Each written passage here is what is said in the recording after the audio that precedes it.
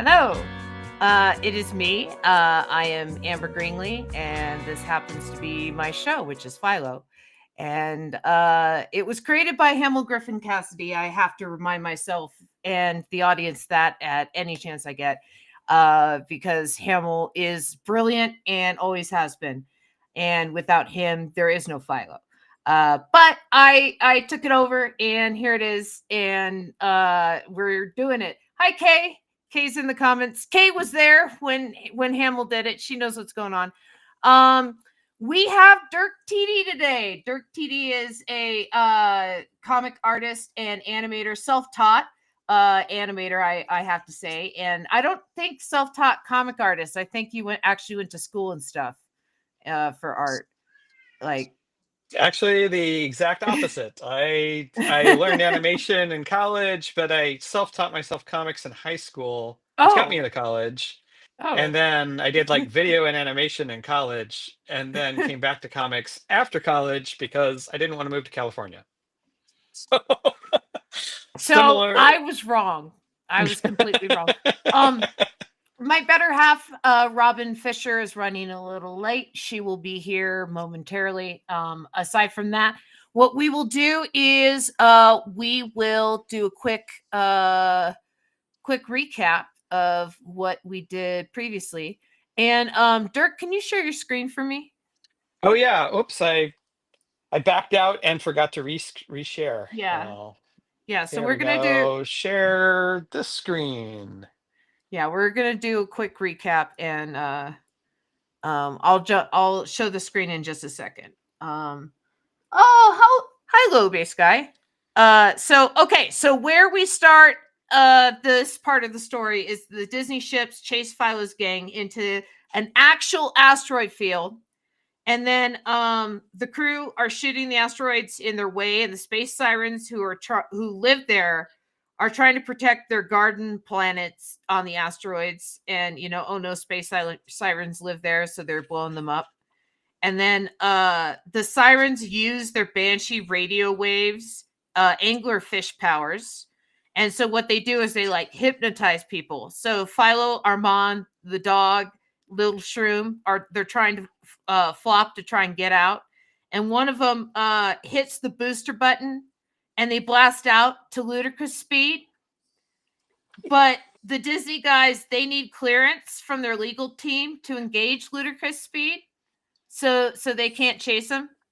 And our team ends up at a Buc-ee's in a space monolith, and they're taking a pit stop.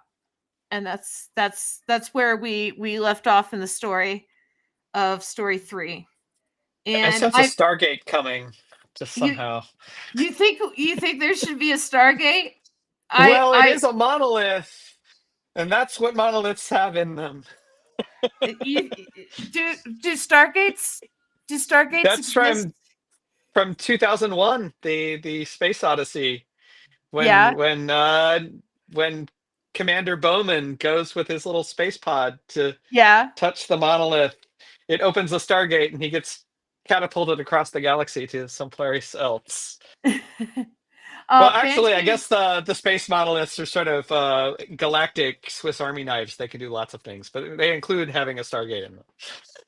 Well, I think that's actually kind of awesome on lots of levels, that you can have a Stargate as part of the monolith lore, and vice Hmm. versa, right?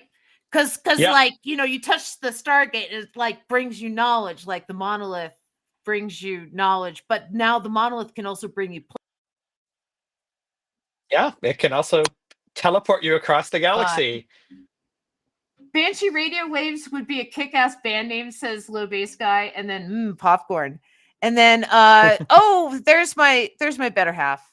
There's Hi. Robin. Hi. Robin, Okay, hello. do you want Hello. to do the first panel, or do you want me to do the first panel at the Buc-ee's? I'm happy to get it started. Okay. Awesome. So you're going to do panel 1, and I like the idea of a Stargate. I think that we should do that. And let's see, nice hot salty popcorn, legal tender on that planet. and they have to pay him popcorn. Okay. Okay, so So I'm it's late just to this pay. I'm 7 minutes late to the party. Can you tell me again what's happening? So the last panel, just a sec, I just have to bring it up. The last panel that has been drawn for this page was Kay's panel, Where they went and to a space Bucky's. they went to the space Bucky's with the Yeah. monolith. And so Dirk said that monoliths and stargates have shared lore and connection, and so we should have a stargate. Okay. Yes. He said he sensed a stargate coming up, and so I'm like, Yes. I mean, given they Now look completely you're gonna have different, to excuse my but ignorance because I don't know. I've not actually watched that show. So all right, is it well, just jumping through time or is it jumping through planets? Like jumping. what happens when you get to the other side of the Stargate? Jumping through Sorry? well, space Jumping through space. yeah. All I right. mean, initially. yeah. The TV show was based on the movie, and that was purely going from one planet to the other. Yeah. But Okay. the only connection to the monolith is in the book of 2001. They called Yeah. there's a wormhole that happens when Dave Bowman goes to the monolith and he gets catapulted across the galaxy. Yeah. And they call it a Stargate, but it doesn't look anything like the Stargate from the TV show. Because I It guess just my it's question just a is weird, for the next. trippy sequence. Because I guess my question is for the next panel. Like, are they going to be able to continue to jump through these wormhole Stargates, or is it just going to be one trip? Because that Depends. I think that would Well, change where we want them to okay. land Wait, in the end. Yeah. wait. We're putting the cart before the horse, okay? Sorry. Sorry. Before you go through a Stargate, you have to set the coordinates of the Stargate. Mm-hmm. Yeah. You can't just willy-nilly go through a Stargate. Otherwise, No, you just you gotta walk have access. through. Yeah, otherwise it's just a ring. You know, it has to have coordinates to make the shimmery. Maybe it's a dead Stargate. Maybe it's a Stargate that like nobody knows how to activate it, and it's just for decoration. We have And it does absolutely nothing. They think they're going to go somewhere really amazing and Yeah, exotic, exactly. and But they walk through it, it's and they're just just on there in the the other side. corner, and they're like, "Where's the dialy thing? There's no dialy thing. You can't go anywhere." So Dirk, you're doing panel 1, and All your right. panel is the monolith contains a Stargate. Okay, that's what happened next. What happens so next, huh? That's what happens next. Okay, and then after the Stargate, we have to figure out. They have to set the coordinates of the Stargate, right? So how did they know? And by the way, we have a new viewer. Hi, Jellyfoot says, "Heck yeah!" and "Hey ya, Kay!" and Magic Marmot says, "Having some issues, not good sound." And then I can hear him fine. Does Twitch have its own volume control like Zoom? And then I'm having, says Magic Marmot. So yeah, I tried to work on my volume. Equipment issues here. Yeah, it's got to be on his end because I have no problem hearing everybody else. Okay. Here. Yeah, I mean, I could switch to a different microphone if that would help. No, it's on his end. He says it's equipment issues on his end. Okay, so how do they know how to set the Stargate? The mushroom knows. The mushroom knows? Yeah, let him be useful. Okay, so little and they shroom. They're all the other guys are like, and the mushroom just confidently steps forward. Yeah, okay, so little shroom knows how to set the Stargate. But where are they gonna go? That's what I want to know. Well, maybe I don't know. Like we have to figure this out. Okay. Why is for whatever reason my Huyan's been acting. That looks like you got a lot of cool art behind you there, Dirk. Oh yeah, I got a veritable studio full of stuff here. Yeah, I've got some mandalas that I made during a period that I was having when I was learning to watercolor, and I've got some paintings that I made, and my guitars. Oh no. There we go. Okay. Yeah, and I was wondering about the mushroom, says Kay. And then the mushroom knows because he's a fan of the series. Oh, okay. I have to incorporate that somehow. That the mushroom's a fan of the series. I just think it's time the mushroom steps into his central character moment. Okay. Let's see. I have to remember what. I kind of see him like R2-D2, to be honest. You know what I mean? He's just kind of quietly there, but then is like super efficient and awesome at certain moments. Yeah. R2-D2 though, like in the books, they establish that he has some pretty rude comments. It's just that no one can understand him but like C-3PO. Yeah, I love. Well, I would explain why C-3PO is always exasperated with him. Yeah. Yeah, I love that R2 has a dirty mouth. Yeah, R2 has a very. Is it a dirty mouth or is it a greasy, oily robot mouth? Yeah, well. To say, one half dozen of yeah. 6 of one, half dozen of another. I guess, you know, if greasy robot mouths are dirty, because they kind of are. Yeah, I don't know. Something I realized is like I looked up reference of the Stargate and like the little ramp that they have going up to the Stargate. That's like humans of the modern age put that ramp there, right? Yeah. So yeah. So does that mean that like ancient humans like had to like leap into the Stargate to get in? I mean, maybe they had stone steps. I mean, the original movie had them going to like this planet that was like ancient Egyptian. So it was like in like a temple / pyramid crypt thing. Ah, that's not the case. Humans were taken from Earth. Well, no, there were humans living there. Yeah, and the aliens came and stole them and brought them to the planet. Yeah, kept them at that kind of stage as slaves for thousands of years.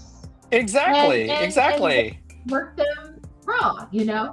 So yeah, let's see. We're having a snowstorm here, so Piper is outside eating snow, and the octopus planet could just swim through it. Yeah, I literally only know 2 things about Stargate. I know that MacGyver was on it. Yes. Yep. That is and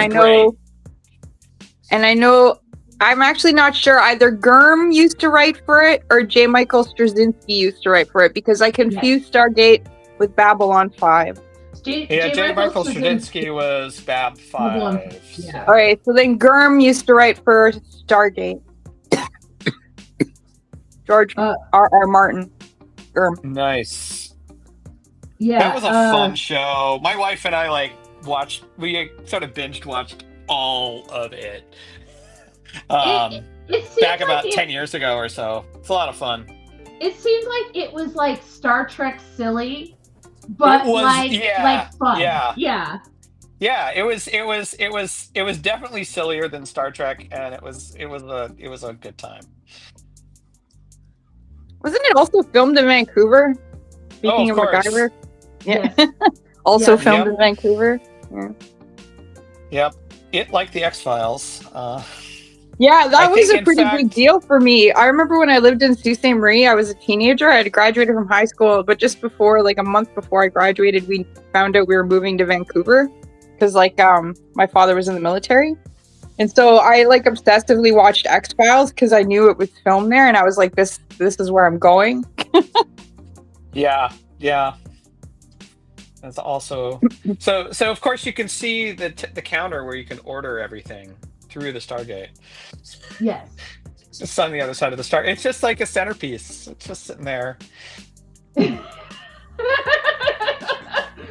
have to walk around it. Maybe to get to order. I mean, it's very Universal Studios.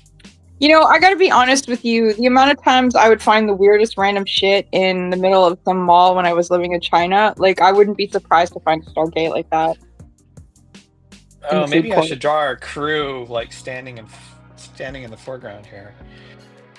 Do you have a reference for your crew? I can show you kind of what they Aren't look they like. dressed weird right now? I forget. Aren't they wearing some like Yeah, I weird mean, costume? because I got to make sure that we got our people here in the front here. No, I think okay. I undressed him. That's kind of the crew right there from behind. Okay, all right. Philo has like these alien antenna, and then Armand's an octopus, and then Yeah. Mushroom is just a mushroom, and then Dog's just a dog. And Right. they don't have models. Right. Yeah. I just need the rough silhouettes here because Yeah, we're not can going to you- see can any you detail see- really. Yeah, can you see To the get an screen idea, kinda? right? Yeah. Yeah. Yeah. So we got to have Philo here with his antenna. Yes. That way we know it's Philo. Yeah, And- yeah. And then we have to have the octopus do. Ooh, Andy Warhol diaries. That would be interesting. Look at how freaking thick this is. Yeah. Wow. Yeah. All right, 2 things I need to tell you about this book that is pretty interesting and somewhat funny. First thing is he was obsessed. Okay, I'm gonna change During it this now, time- right? You got the general Sorry? idea? Oh, I'm just talking to Dirk for a second. You got the general Almost. idea? Let me just get the Okay. silhouette for the last 2 here. All right. What were you saying, Robin? I'm sorry. I was just saying the 2 cool things about this book that I've read so far that I found interesting that you might find interesting, and one story that's funny is first thing is in this book this is like his literal diaries. Like I'm sure they're edited, but like these are like he would call this 20-year-old college student. Her name was Pat Hackett. Every night, and he would just go over everything that happened to him that night, like the celebrities he hung out with, the parties he went to, and whether he was out late, the art he created. Like at one point he was creating art where it was just him pissing on canvas, and then it would dry and he would sell it. Go fucking Andy Warhol. Anyways, number 1, he was obsessed at this time with Margaret Trudeau, which is our current prime minister's mother. Because at that time she was just kind of leaving Ottawa and she was gallivanting around, and it turns out she was having an affair with Ronnie Wood from Rolling Stones. But she was also very much gallivanting around Studio 54, and Warhol talked about her a lot in this book, this giant tome. The other story that I found really, really funny is this story. So he's telling Halston this piece of gossip, and it's about Liza Minnelli. And apparently, Liza Minnelli was walking down the street with her husband when they bumped into Martin Scorsese and his wife. Mhm. And Martin Scorsese proceeded to give Liza Minnelli shit because they were having an affair and she had gone off and shook Brishnikov, the dancer. And Scorsese was pissed. Meanwhile, they're both standing there with their respective spouses. Like, it's just like, what is, I know the 70s was crazy, but what the hell? So yeah, those are my 2 favorite things about this giant tome so far. Yeah, that. Wow. Well, I mean, everybody was also doing cocaine in the 70s too. So. Well, more than that, but yes, it's true. They were doing everything. They were Yeah. Because doing that was how they everything. coped. It's how we still cope. Yeah. Let's see. Okay. I'm trying to cope with art. Although right now it's animation. That's my that's kind of my anti-drug right now. We I'm are having so going. much fun. We are going to watch the Magic Girl transformation before the yes. end of the episode. Yes. We are going to watch Yes. that. I'm just letting Those were people know fun. that. Yeah. So. What is the magic girl transformation? Oh, so I've been, I've got this werewolf comic, and a couple of years ago decided to start trying to animate it, and made a 3D transformable rig of my main characters. She can turn into a werewolf. And so what do you do to learn how to make transformations? Well, you go and you make parodies of Sailor Moon and Miraculous Ladybug. Nice. I haven't watched any of those Miraculous Ladybugs, but I really love the action figures for them. I'm thinking I should watch it because I kind of want to get the toys for them. The toys look really good. It's really fun. Are they French? For some reason, I feel like it's French. They so loved Sailor Moon and all the like classic magical girl anime, but it's French.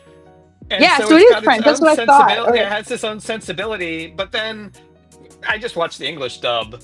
My wife and I, that was another show that we binge watched, and it was so cute. Just so cute. It has like this set formula every episode, and it works. And then they slowly do character development. Just like the anime. Yeah. Same deal. Like they knew their sources. Mm-hmm. That's one thing I'm discovering, that a lot of people now, when they're creating their art, like, for example, I really like this rapper Doechii, and she's having her moment right now. And if you listen to her music, I don't want to say it's derivative because it's not. Like, she's definitely making something her own, but you can hear the influences, like you really can. And it's interesting to see what she's made of them. Or like I was listening to the new Lady Gaga single that everyone loves, that Abracadabra, and it sounds like one of the Susie and the Banshee songs that I love. So it's just kind of like, people are being influenced by the past, but they're trying to make it their own at least. But you can still see it, you can find it and see it. It's not hard.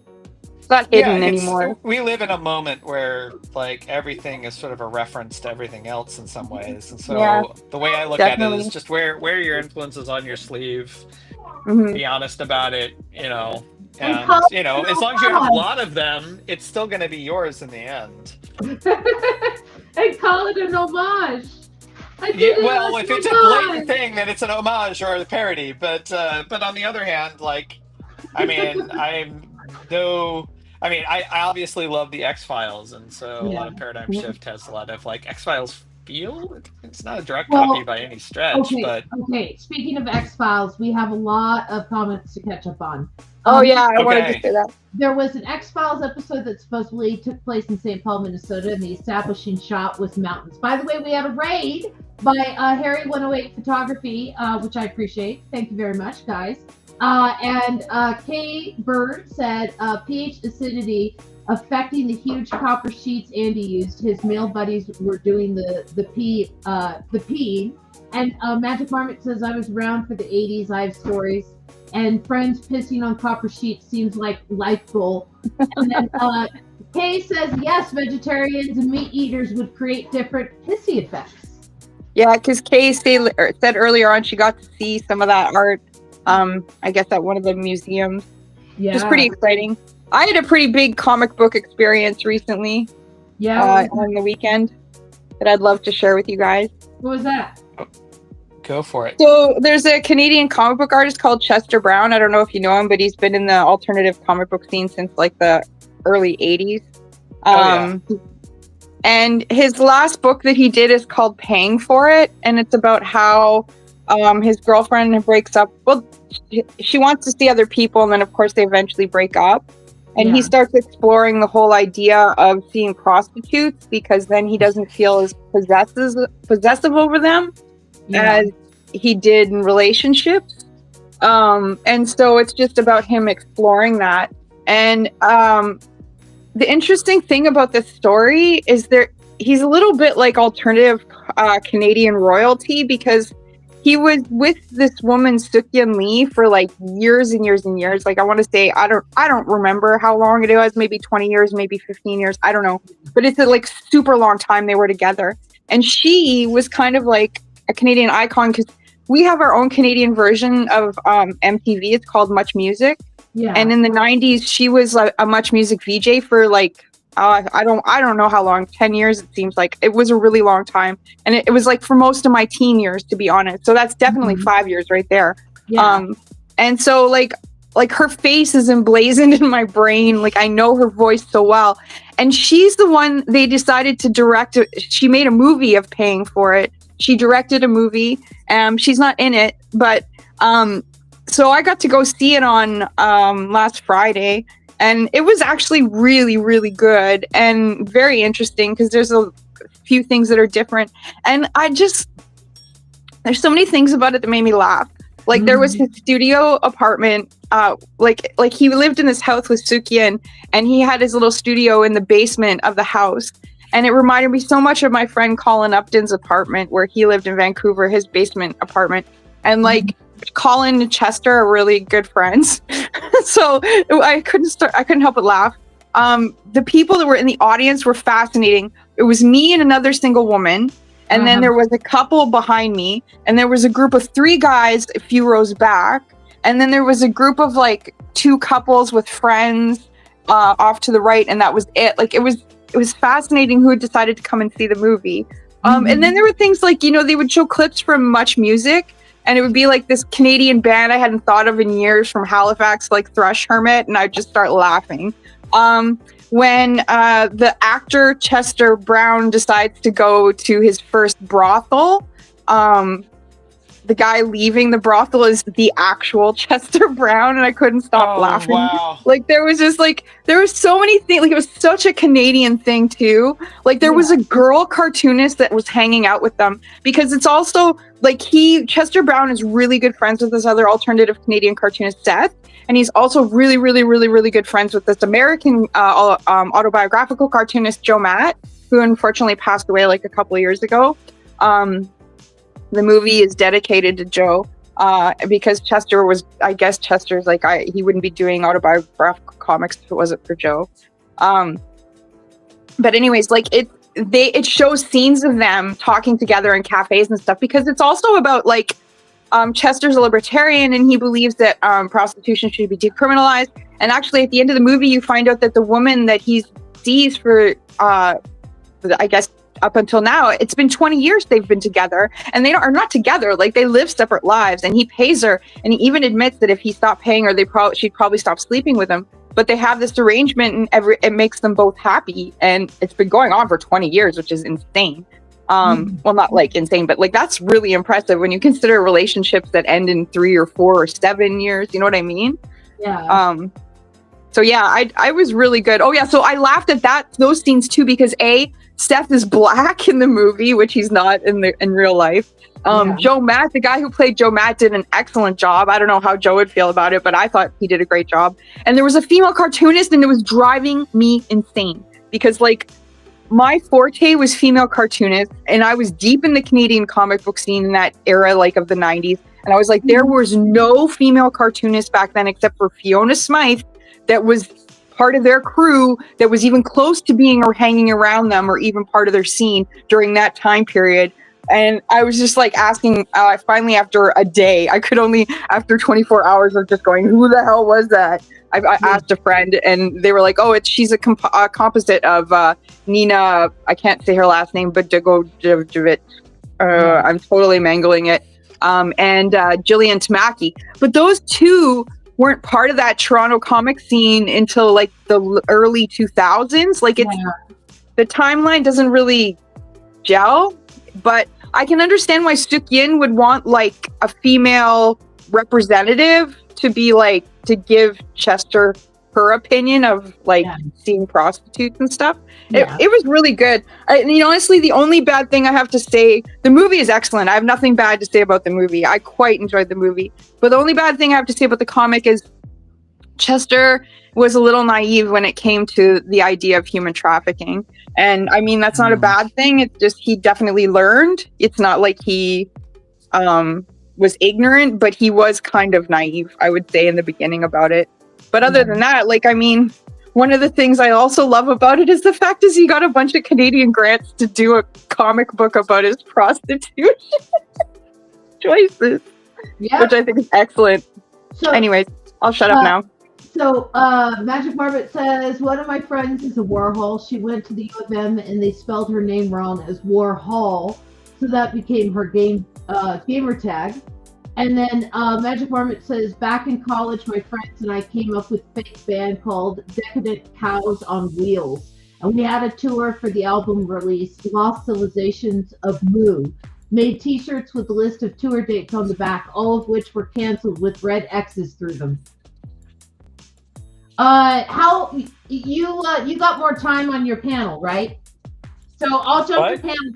You have more time on your panel. So But I'm at least I'm inking it, so I'm just trying to make up aliens.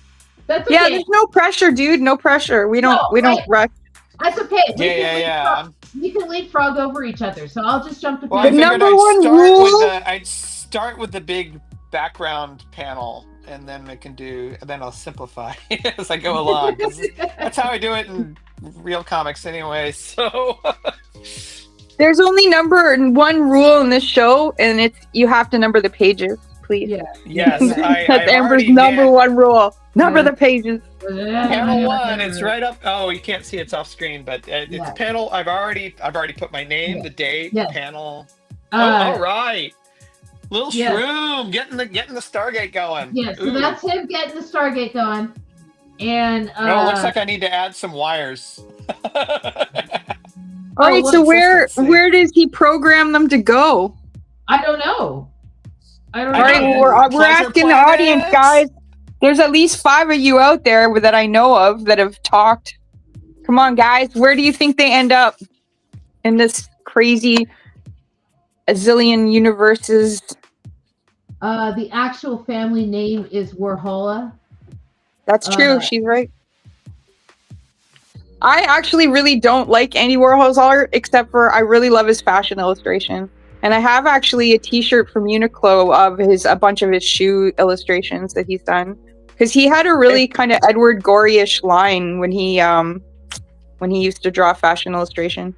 That's cool. I've never seen any of that. So they jumped the Ludicrous Speed. They still have the buffet in the back of the lawyer ship.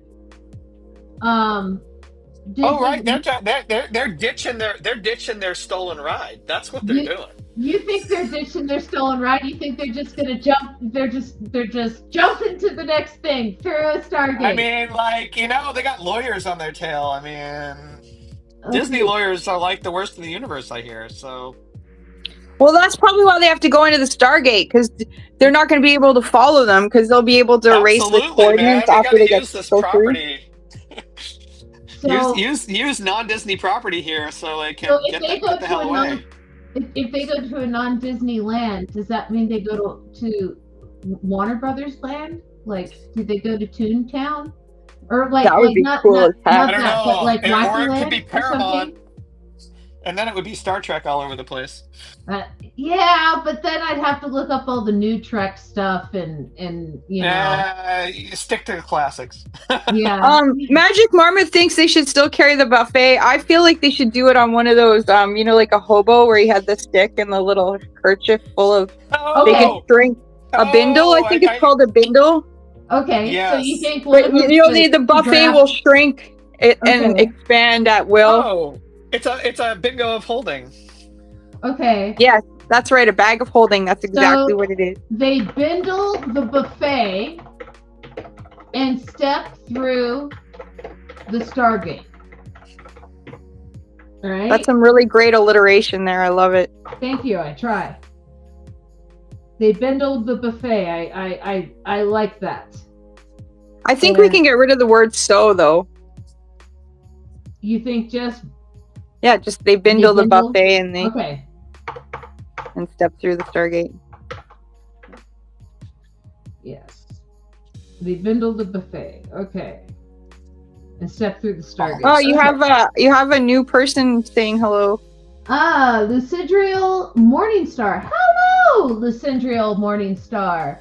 Let's see, Marvel Universe, like they go into the MCU, say fuck no and go somewhere else because superheroes are so overdone. I like that idea. Disney owns Marvel. That wouldn't work. That's true. Disney would that could be another reason why they're like, we're out of here. No, we're out of here. Oh, thank you. Thank you for following. That's very nice of you. No, that would work. That wouldn't work because Disney would find them. So you think this? So Marmot says, what about DC then? Well, okay. Warner Brothers owns DC. So it's like they're So they could just go to the enemies. Warner Brothers lot and run under various random people like the Animaniacs to, I don't know. Bugs Bunny. Superman. Yeah, Superman, but like the live action version of Superman. You know what I mean? Like, I think it should be like a whole crazy amassing of disparate. Because remember in Roger Rabbit when they went to the movie lot and it was like some cartoons and some live action people, and you know what I mean? It was like the hippo in a ballerina outfit from I think Fantasia or whatever, but then they'd have like the frog from one of the Looney Tune gags.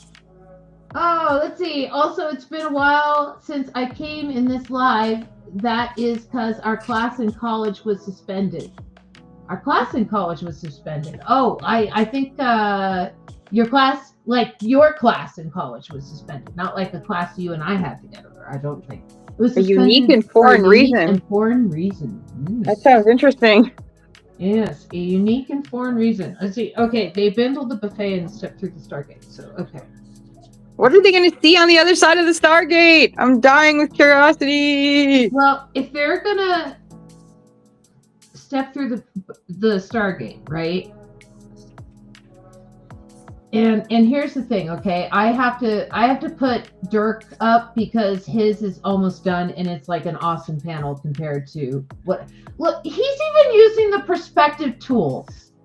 Like, I mean, like he's what did you expect awesome to draw? with Haven't you? I'm sure I've seen you use perspecting tools once in a blue moon. It's because due to extreme heat, summer class were suspended. Oh, extreme heat. Okay. Where does Lucindra Morningstar live? Like the Philippines? Australia? I don't know. I'm just using it to make a manga. I don't remember. Starburst. I have I have like over 260 followers now. I almost 270. And so I have a lot of followers. It's hard to remember where they're all at now. It was insane. They managed the glorious it mishmash that was Who Framed Roger Rabbit. Oh, hi, Mr. T. Yeah. That's IP, glorious IP mishmash. The book is even better because the book is for adults. Like Jessica Rabbit is an actual porn star in the book. Yeah. Their little word balloons disintegrate and create dandruff, and so they always have like this like dandruff everywhere they walk. She's not a porn star. She's a Tijuana Bible comic character. Okay, I stand corrected, but I do have the book. Yeah, she's not bad. She's just drawn that way. Yeah, exactly. She's not a bad person, you know. But it actually in who censored Roger Rabbit, she is a bad person. She is in on it, and she's the mole with with mole. Doom. Yeah, and so yeah, it's they changed it. You know, Disney changed it a little bit. No, I see. Yeah. To protect the guilty, as they do. It was insane. Yeah. Okay. Oh, and the heat stroke scoreboard is now running. Heat stroke score is a score that counts the amount of people recorded heat stroke. Currently, 6 people have confirmed, and percent is raised to 10.1%. And then, hi, it's about old school comic strips. And then read my stuff. Oh yeah, that's Nightbot. Nightbot is me. If Nightbot annoys you, I'm sorry, but it's for new people who like stop in and have no idea what I do, and they're like, they're always asking like, oh, where can I find your stuff and stuff. So now it just pops up every 20 minutes, and now people can know. Yeah, so I'm not trying to annoy people with my Nightbot. I'm just trying to get people to cover your bases. No, that's smart. Oh! I got stuff to show. Cool. Let's look. Okay. So. Ooh, Magic Marmot has a good idea. He says, "What if they end up in an Escher universe?" An Escher universe? Ooh. MC Escher. Yeah, maybe. That would be fun. That would be Yeah. Then fun. I'd really have to pull out the perspective tools. Okay, so yeah, sorry to interrupt, Amber. Show us. No, Yes, that's right. This is awesome. Okay. So I'm zooming way in. Here at the top, I have organized my archives on my website, right? So Philo has its own page now with its own archives that are separated, based on which story they are on. So it's not like one big list anymore. Captain T goes to Keen Spot, so that goes off my site. And then media and illustration. This is all this media and illustration stuff I've done. Ooh, like all these prompts and look, like media projects, like TV's on there and Gotham's on there, and I fixed the formatting and stuff. Long Comics, No Stereotypes, and Life of Glitch have their own archives kind of off this area, but I have Red Dahlia here, I have Non-Persons, I have Keen Space Comics, and then short comics. Yeah, short comics. I have all the short comics relegated to their own little area. And then, here's my social media where you can find me all online. And then this brings you to my Patreon. And soon I will have a link to my book, which I will also show, which is the fact that my book, yes, the first book of Philo, will be available on Amazon.com March 7th.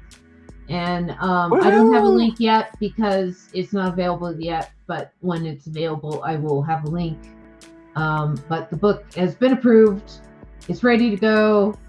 I have it. There it is. And so yes. So that I wanted to share. There I've shared, and I shall relegate to the normal.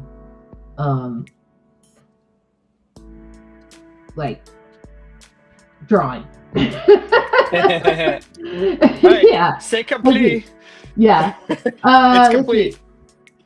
Let's see. About they end up in the Escher universe, which I think is awesome.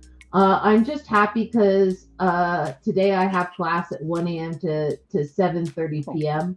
I think you went 1 p.m. and then very nice and then very consistent. I feel like such a slacker, and then that's huge. Well done. Yeah, like for people who know me, who know what a thorn in the side that has been for me, to have that taken care of that's awesome. So yeah. Well done. That you've done a lot. That's a lot of stuff to put into a website. You should be Holy proud crap. of yourself. Yeah. So I agree.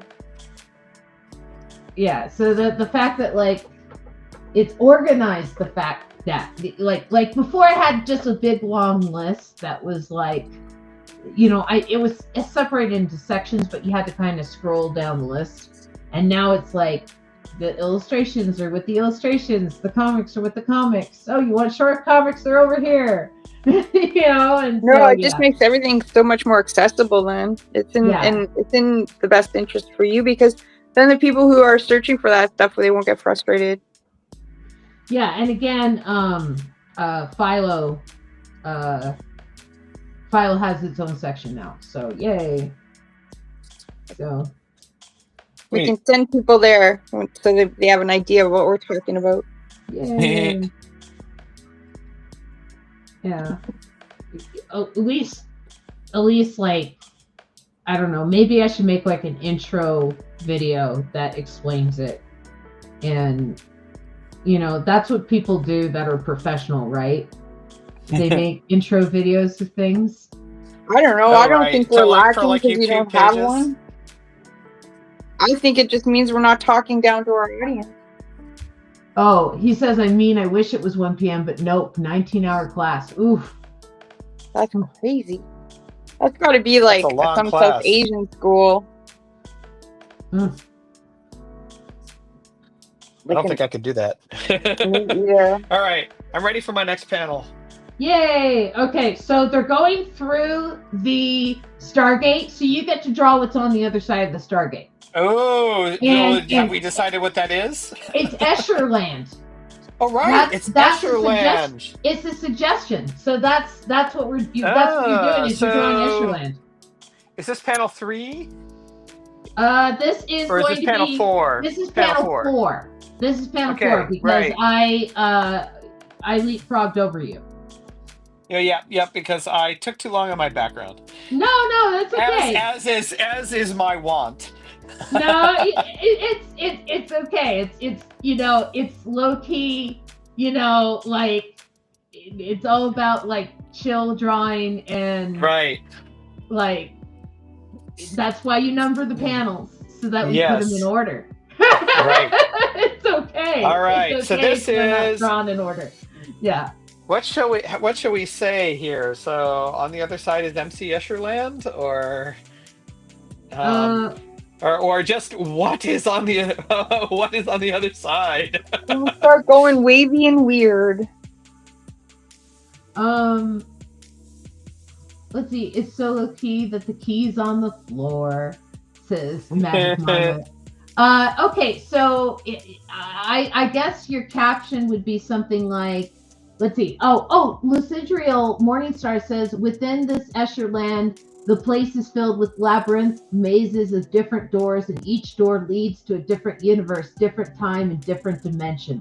Ooh. I think that is like exactly that. your caption. Oh, and you can grab you're that. at the galactic crossroads. Yes, That's actually I like totally that. on brand. Yes, I like that. So you can grab that from the chat. I'm gonna put that up on the screen so people can see it. Within this Escherland, the place is filled with a labyrinth and mazes of different doors, and each door leads to a different universe, different time, and different dimensions. Yeah. They should meet the doctor, says Magic Marmot. It's only a matter of time. I think we should explore Escherland first, and then the doctor appears. Once they get completely lost. Yeah, this one's a little more let's go here now than the last one. Like the last story, we were really trying to keep coherent.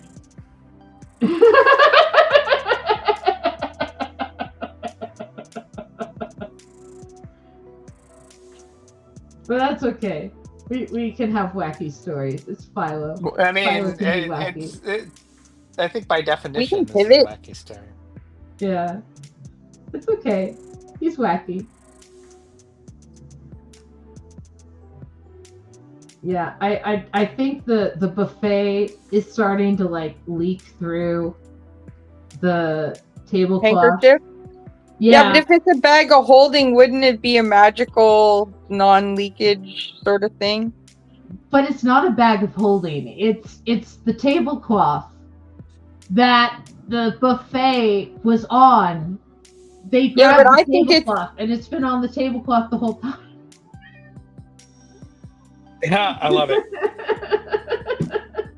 I mean, oh wow, this is good. I don't know if this is gonna fit.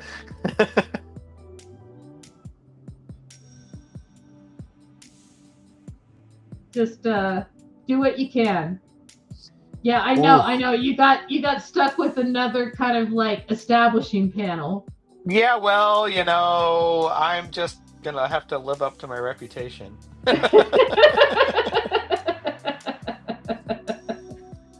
You can do it. I believe in you. As the guy who does all the crazy backgrounds, that's me. Well, to be fair, your backgrounds are freaking phenomenal. So I spent way too much time on them for a webcomic, but that's okay. It made a wonderful set of graphic novels. Let's see. Lucidriel Morningstar says, the longer they stay in the Escherland, the Escher slowly eat them. Little did they know is that the tiles, furniture, the stairs, and parts of the Escher is made up from former travelers, but it will be slightly difficult for the Escherland is a sketch. Some parts of it is erased, changes, or colored. And then Lucidriel says they think they said too much, but I think they're just getting started. Like that's fascinating. Your mind works in great ways, and you have a knack for writing. You should continue doing that. And then perhaps they need to trade the buffet for advancement crossing a bridge. Okay, I don't know. I'm gonna try and draw in the best looking. Oh my God! The best looking All right, I think I'm Stargate going to I have to can. expand our box here. That's very small. Well, it's Usherland. It's Can going to you? be kind of trippy. It Sometimes is. too big, Yeah. sometimes too little. Like Alice in Wonderland. Hands drawing hands. Reflections upon reflections. Oh God, I'm going to Birds pull reference turning for into this, aren't fish. I? Yeah. All right, quick reference here. Oh, what of the Escher drawing? Yeah. I just need some quick Escher reference. I'll be right. I'll be right with you. Yeah, don't let me. I'm just referencing the internet. It's okay. I Well, reference the internet all the time. I do. It's right there. It's fantastic. It's a wonderful tool. Use it. Like, yeah. oh no, I have no shame about using the internet Yeah. for reference. That's one thing that I kind of bothers me about a lot of comic artists. They're like, oh, I could do it all without reference, and it's like that's fine, but if you want it to look good, maybe you Yeah. should actually look at the thing. And I mean, that's not to say you should substitute reference for actually coming up with an idea. But once you have your idea and you want to, like, say, draw an animal you've never drawn before, well, Mm-hmm. look Or it up, man. even an animal you've drawn several times. Yeah, exactly. I mean, Yeah. illustrators use reference. It is like the best illustrators use. They often take their own reference, but they use reference. So it's all about like making it your own. That's the thing. Now if you're just like copying a photograph and then calling it yours, that's different. But yeah. But that's just copying a photograph and calling it yours. yeah, that's different.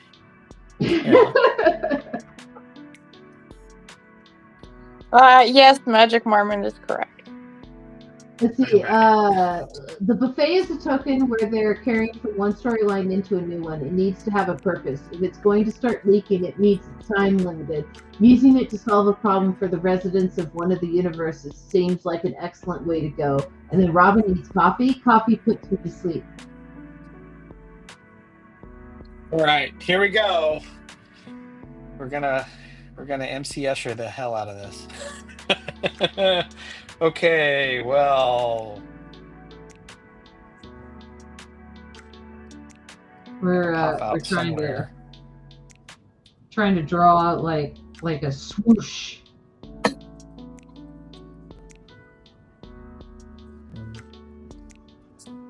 Trying to draw like a swoosh here.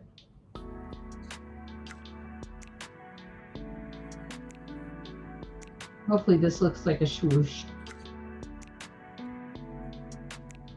The first movie of the Stargate franchise is good standalone sci-fi. it is. It was I was like so shocked when I saw it. I James was like, Spader,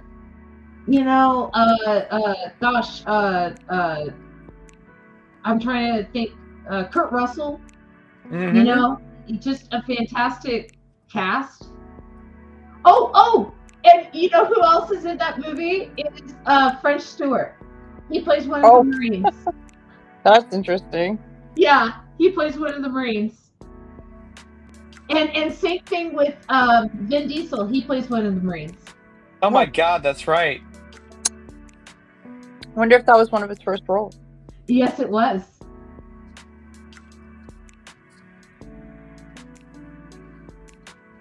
Yeah, but like French Stewart worked out for that role, and so he's like as ripped as he ever got in his life. Let's see.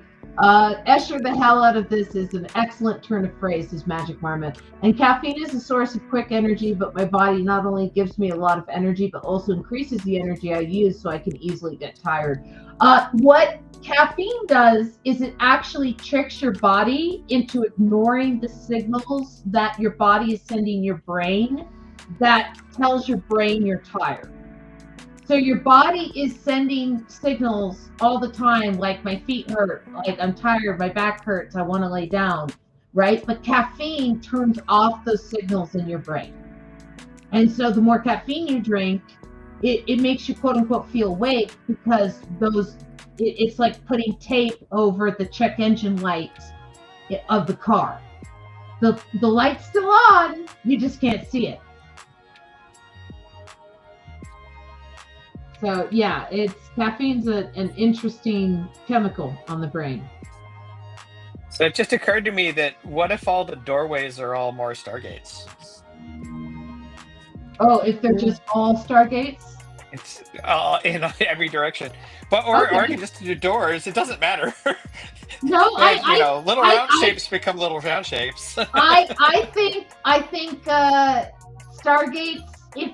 If that's what you want to go with, I think that is your first instinct. That is what they could be.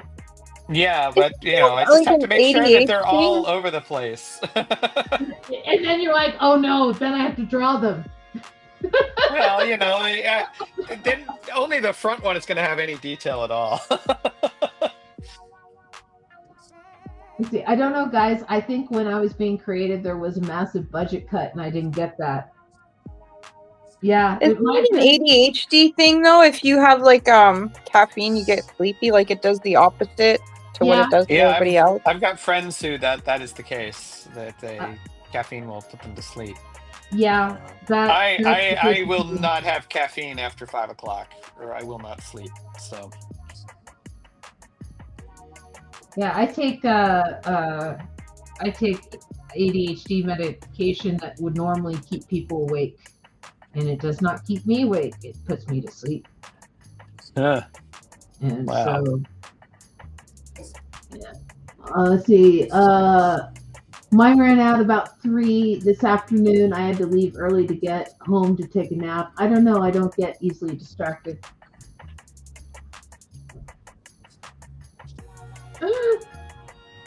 Yeah, but that's ADD where you get easily distracted. ADHD, you like tend to hyper focus. I mean, you do get distracted because there's a lot going on in your head, but you also you're multitasking, thinking that you're getting a lot done, and you're really not getting that much done. Yeah, because you're multitasking. Yep, multitasking. That is the enemy of the enemy of actual work. Well, that was like my mistake, before my ADHD diagnosis and stuff. Is I'm like, no, I'm getting a lot done, and it's like, are you really getting a lot done, or would it be better to just focus and have a to-do list and mark it off as you do it, rather than try and do everything all at once? Right. A half-assed job takes twice as long. Indeed. Let's see. Actually, 1 a.m. to 7 p.m. class, at least 70% of the subject is about understanding human philosophy and mental awareness. I failed an ADHD diagnosis because I don't have a lot of reference from when I was a child. Did get anxiety though. I just have the, anxiety, depression stuff, I have that too. Which, which is why I draw, or why I painted things up on my wall, because that helped me get out. So. Yeah. Yeah, and it's why you draw werewolf comics. Yeah, I mean, the werewolf is just a metaphor for anxiety, really.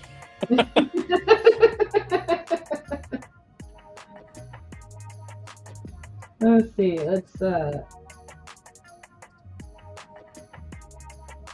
You think I'm joking? No, I know. The thing is, Dirk, is I know you're not joking. Yeah.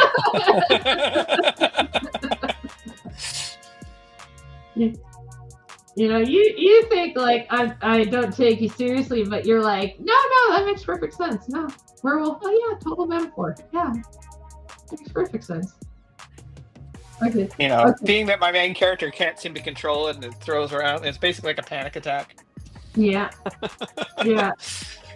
No, there's definitely some catharsis there in your working through something in the storytelling. Like but that always happens in storytelling, no matter how hard an artist tries to deny it. Oh, absolutely. I mean, your unconscious is working there underneath the hood, even when you're not paying attention to it. You know, it's always there. What was it? It was gosh, it's the one about I want to say is it the Langoliers? Oh, Stephen King. Yeah. About like the green, like it's like a meteor that falls and like everybody gets like addicted to it. It makes them smart at first, but then like it Oh, starts... no, that was the Tommyknockers. Tommyknockers, thank you. Yes, and then they turned into aliens at the end. Spoiler. All right, that is like my least favorite Stephen King book I've ever read. It was the first time in my life I stopped reading halfway through the book and read the ending just to make sure the kids were still alive. So, like, I hated that book. So the reason why you hate that book so much is because that is the first book that he wrote sober after quitting cocaine and drinking. Oh. And that was him processing his addiction and with alcohol and cocaine in writing. And he's talked about this in like, you know, lectures and stuff like that about it's a bad book, right? But when you look at it from that perspective, it makes sense that it was him processing a bunch of shit, right? And even though he didn't realize he was processing that at the time, and he was like dealing with his own catharsis and stuff, like that's exactly what he was doing. You know, and yeah, so you're right. Yeah. It's not a very good book because it's not his best work, but it's something that he personally needed to write to get it out. You know, and it made him a better writer for it. Oh, for sure, yeah. Yeah. Magic Marmot says I'm introducing an imaginary character into my YouTube videos.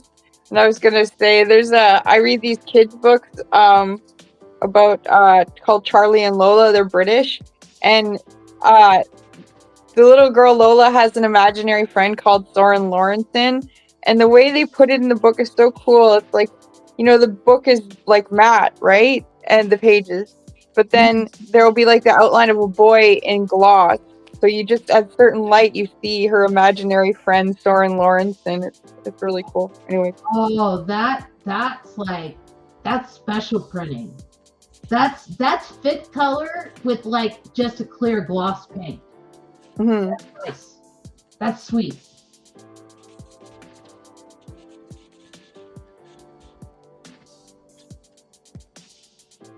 Okay, so they bundled the buffet and they step through the Stargate. And then we go to Dirk's panel, where they are now in Escherland.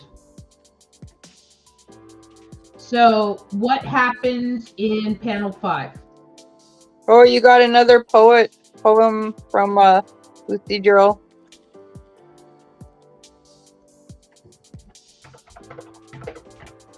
Let's see. Stairs that spiral, walls that shift, time bends slow, then turns to swift. Steps I take don't lead ahead, walking up get down instead. Fingers stretch and curl in twain, shapes repeat yet not the same. Echoes voices twisted seams, self-dissolving into dreams. Now a pattern, now a line, never leaving, I am design. I don't know, I'm just making a riddle poem on the 5 stages of corruption before Philo turns. I love it, but that's like a page. Yeah. I feel like it should be like in the center of a page, and then you could draw a couple of things around the margins. Yeah, because that's beautiful, and that took work. All the rhyming. I think I don't want to lose that in just our comments.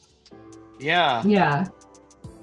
You better grab that. And it's Escher-ish if you have the words, like they're wandering around the words. Maybe. Yeah, I love it. Oh, that would be cool. That would be a cool page. Or maybe each of you could take half of it. You know what I mean? And then you could devote a few more illustrations to it. I got an idea for it. I got an idea. I can do it. Let's see.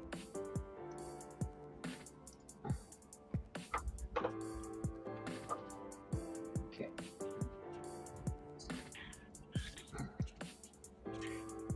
Okay.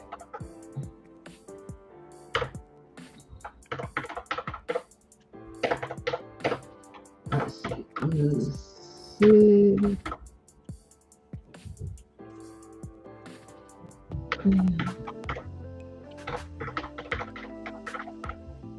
There we go. Hi, Tangent. Hi, Tangent.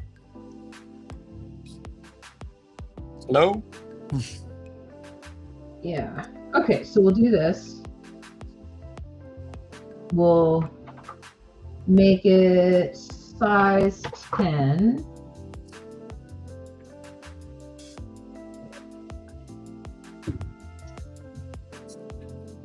And we'll do this. We'll go. Doot.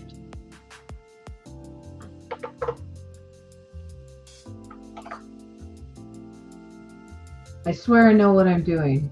I swear I know.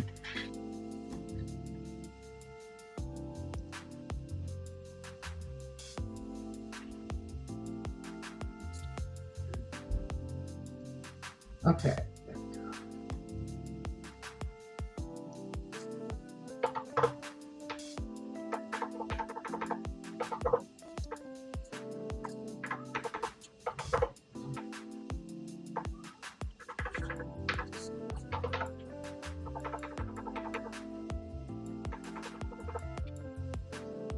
I like our chill beats to relax / study to. Yeah, it's it's I put on R&B today. I'm gonna stretch and curl in twain. Let's see.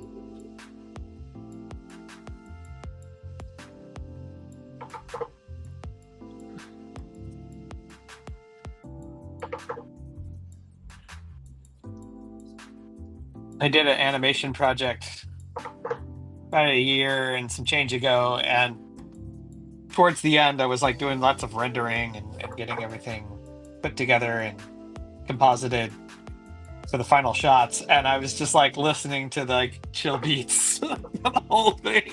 Like it was like getting me through like the 14-hour days as I was getting this project done. It was just like lo-fi. Yeah, total. It was like the chill wave. It was like the little brother, the brother channel to the little hip hop lo-fi girl. It was the lo-fi boy. Blue instead of red. It was like the little brother. I love that. Like, oh, and then they had a crossover. They did a thing where like the channel went dead for like a day, and they did this like thing where it zoomed out the window of Lo-Fi Girl into this window across the way, and it zoomed in, and there was Lo-Fi Boy, and that was when they launched the Lo-Fi Boy channel. Like they had a little thing. I love the little animations. Super cute. It sounds like a COVID love affair. A little bit. well, And he has a dog where she has a cat. Was that where Lo-Fi Girl came from? Was out of COVID? I guess so, yeah.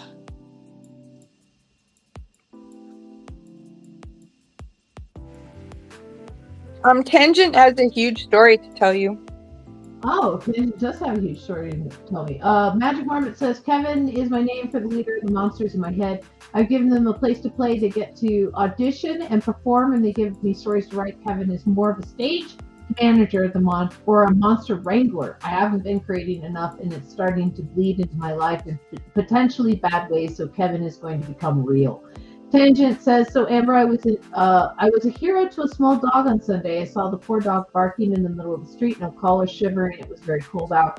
I was thinking she might have been abandoned, but she wandered into a yard, so I rang the doorbell to ask if they knew about the dog. The owner showed up, an older gent who had forgotten he'd put her out and failed to listen to her bark to be let back in, so I helped save a small doggo. Oh, very good.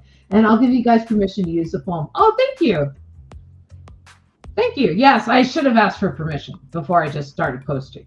Yeah, but it's a very nice poem. It is a very nice poem. So I will. So Canada is in an uproar.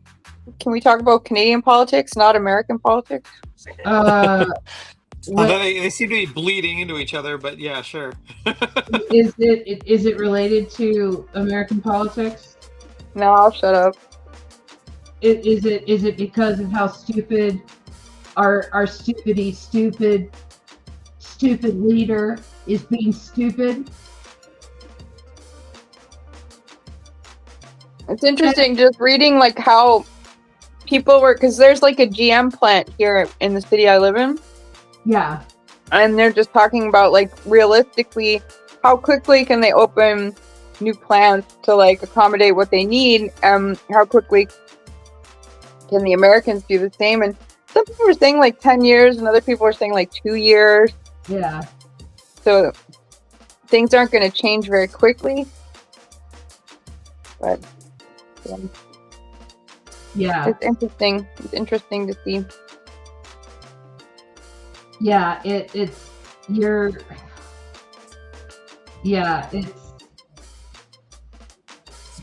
on Reddit. There's like a Buy Canadian subreddit, and there's people from other countries that are just like, we canceled our vacation to the US, or we're no longer buying this or having this subscription.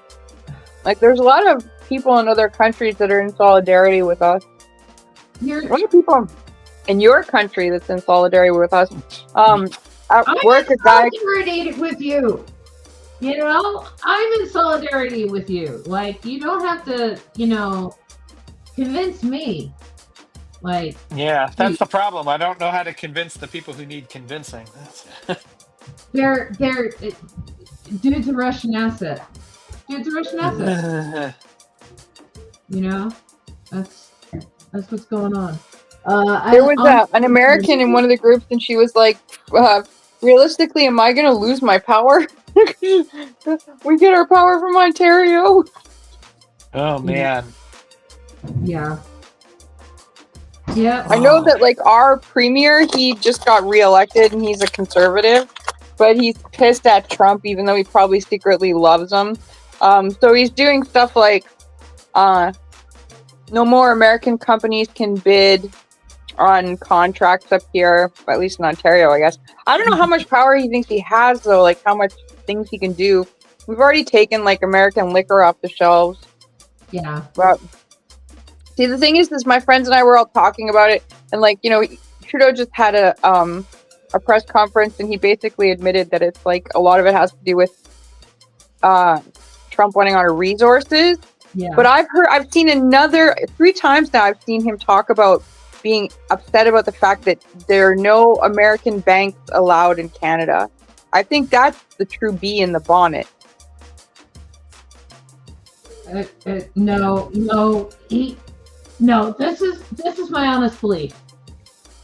Putin wants Canada and wants to split it with Trump for Canadian resources, because Canada, like Ukraine, has a lot of uranium. And Ukraine, while it has the richest resources of uranium in the world, Canada has the second richest resources of uranium in the world in Alberta.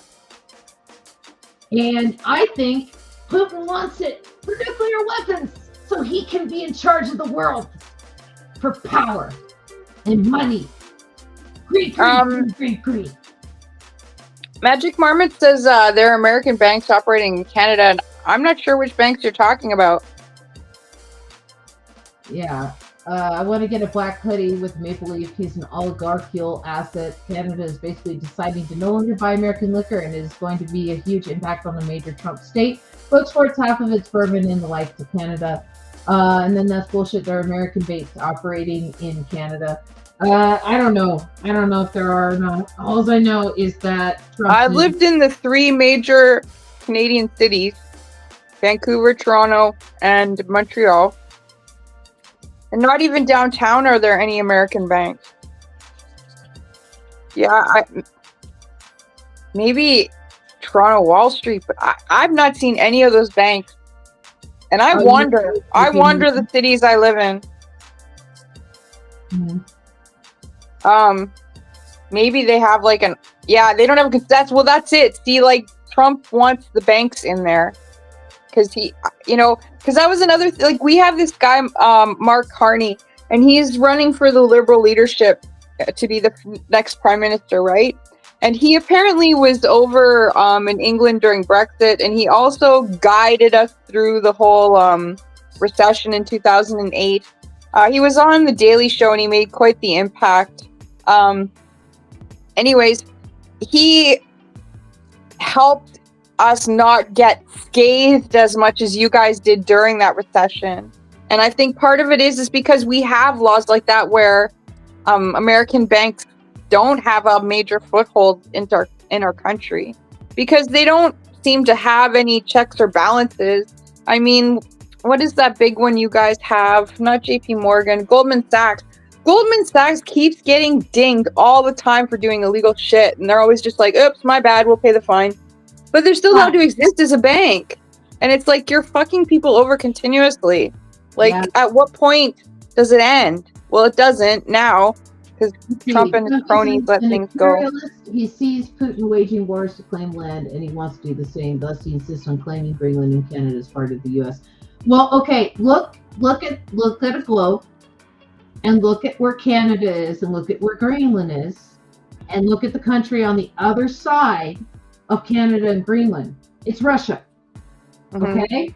Putin wants Canada and Greenland because we're also boxed in by Alaska, right?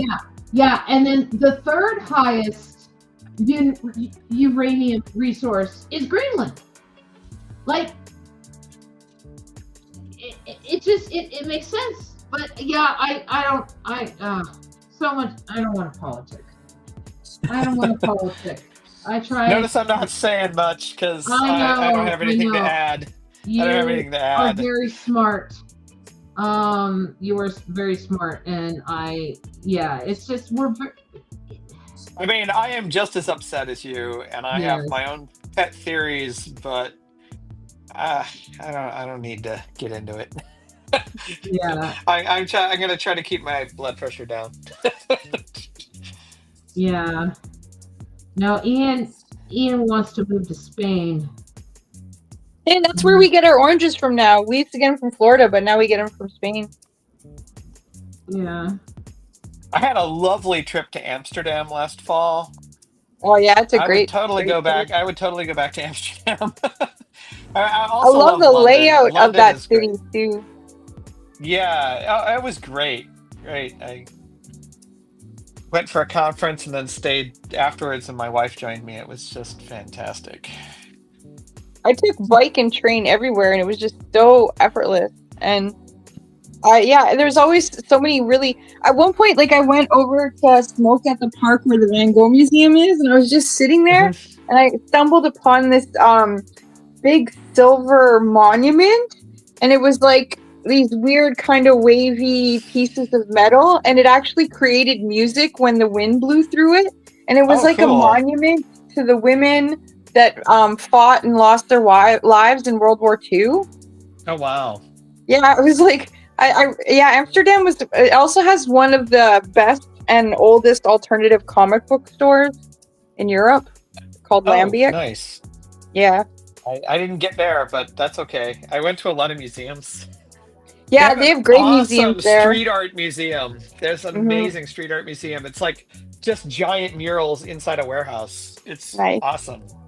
Yeah, when I was there, they had a giant statue of Cause in that park that I was talking about, where the Van Gogh Museum. there's a huge like pool, like a still pond or whatever, and then they had a giant statue of Kaws, you know, like Kaws. Oh wow.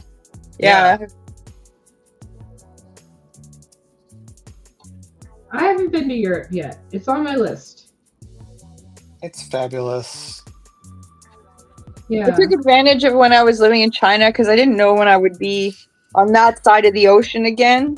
So Yeah. one summer I went and did like Germany, which was really good actually because I hadn't been to Germany since I was a kid. Like it was exciting to see it as an adult and experience it as an adult. And Belgium was amazing because the whole experience of Belgium was, for me anyways, was all comics and all toys. Yeah.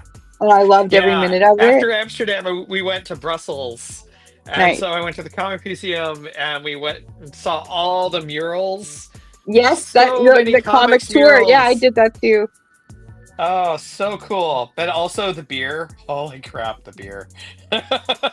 So, Amber, one of the cool things about Brussels is that in the old town, the mayor at the time was like, we're not having any more advertisements or billboards anywhere in the old town area. And then he asked local and famous comic book artists to do like giant murals in place of where these ads used to be. So you can do like a comic mural walking tour. It is very cool. And then the other thing is the comic museum. Oh yeah. Well, you know, I read the book. The other thing is the comic museum is gorgeous because it used to be like an old textiles factory. So it has like these amazing Art Deco features and like huge skylights and stuff. And you know, the huge statues, like tons of statues of like Tintin. They had like the Smurf house and you could get like selfies at the Smurf house. I learned so much when I was there because they had so much stuff on European comics, but at the same time, like they had English as well.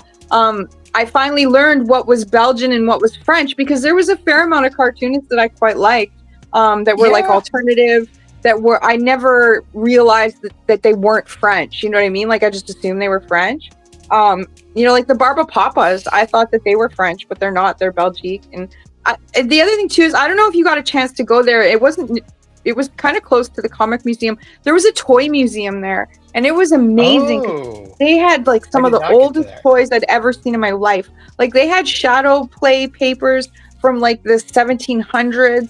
Like they had puppet facades and stuff from like, you know, the 1800s. Like it was just like, it was so excellent. And there was this old man who worked in the back who like fixed toys. And so I took a photo of him in his shop with all the dangling toy parts. They had like all these Fisher Price toys. It was a really interesting little museum, you know, if you're into toys. Yeah, that's awesome. I didn't catch that was there, but very, very cool. I mean, I really enjoyed my time in Brussels. It was it was just awesome. And the food, of course, is off the hook. The food is off the hook. Oh my God. They have perfected the art of comfort food. I loved it. Yeah, it was just a fabulous trip. And then I got home and there was the fucking election. So I gotta get back. I'm gonna go back this fall. I went for the Blender conference in October, and I'm working the film that I'm working on. I'm gonna try to have done in time to submit to the Blender conference. So, but I'm going either way. I'm just gonna go because it was so much fun. Yeah, right now, if I ever get any money together, I really want to go to Austria. I'm a little obsessed right now because I never got a chance to go, and there's just so much Art Deco architecture and art that they've maintained and kept pristine that I really want to check it out. Yeah, so right now, the only countries on the continent I've been to now have been the Netherlands and Belgium. But I've been to the UK and Ireland, and I'm going back to Scotland this fall too with my family. But I still got to go to Germany. I got to go to France. I got to go to Spain. I've never been to Italy. I've never been to any of those.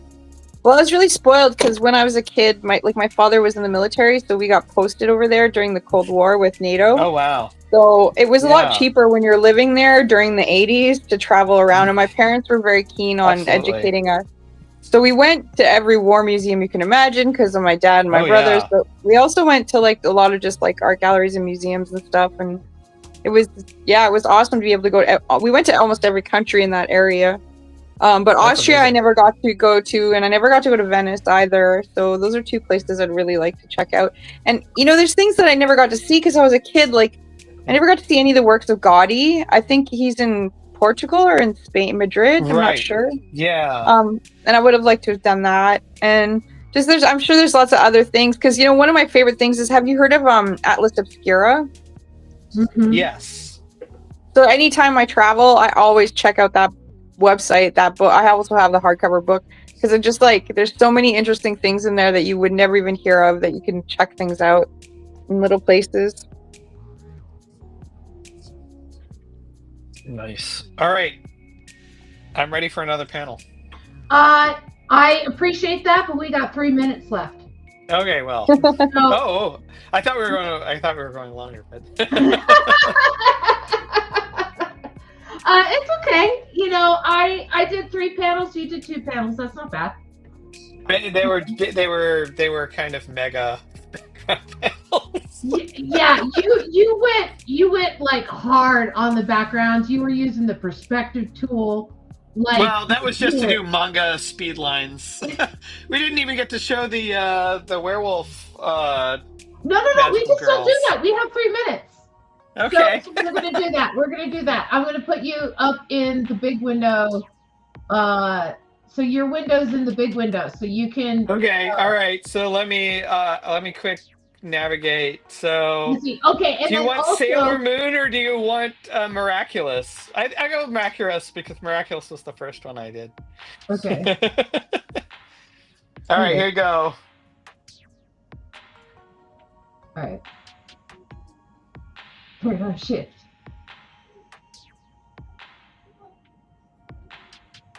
And this is so ridiculous.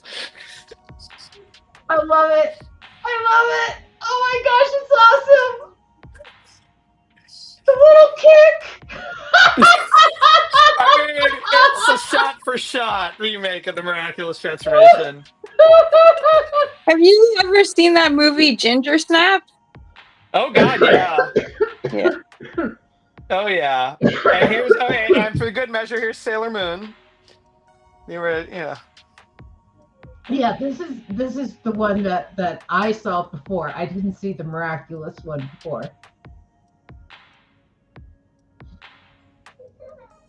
Yeah. Nice. Yeah, and then she transforms. And then her See, clothes I like the juxtaposition of that, where it's like something really like earthy and almost not dirty bad, but like, you know what I mean, gritty, and can be really dark, and then you have it juxtaposed with Sailor Moon. That's great. Yes. I just love it because it's the moon, which also Oh, I love the little peace hands. That was awesome. Oh, you even did the with the power of the moon. I'll punish you part. Oh, that's awesome.